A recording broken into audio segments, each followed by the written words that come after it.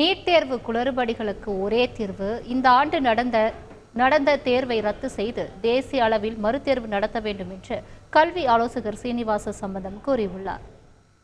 வெறும் இந்த 1500 ஸ்டூடெண்ட்ஸ்க்கு மட்டும் ரீ எக்ஸாம் கண்டக்ட் பண்ணுறதுக்கு பதிலாக எழுதின எல்லா மாணவர்களுக்கும் ரீ எக்ஸாமினேஷன் கண்டக்ட் பண்ணாங்கன்னா இதுக்கு ஒரு கிளாரிட்டி கிடைக்கும். இது ஒரு நம்பிக்கைத்தன்மையான ஒரு விஷயமா இருக்கும். ஸோ மற்றபடி நீட் கேன்சலேஷன் அது எல்லாமே நெக்ஸ்ட் ஸ்டெப்.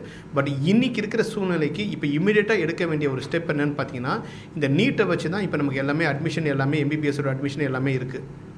அதனால் இந்த எக்ஸாமினேஷனை இமீடியட்டாக மொத்தமாக கேன்சல் பண்ணிவிட்டு ஃப்ரெஷ் எக்ஸாமினேஷன் கண்டக்ட் பண்ணி எவ்வளோ குயிக்காக எக்ஸாமினேஷன் கண்டக்ட் பண்ணிவிட்டு அதோட வேல்யூவேஷன் பண்ணிவிட்டு ரிசல்ட் கொடுக்க முடியுதோ கவர்மெண்ட்டுக்கு அது ரொம்ப கண்டிப்பாக ஒரு டிரான்ஸ்பரன்சியை எடுத்துகிட்டு வரும்.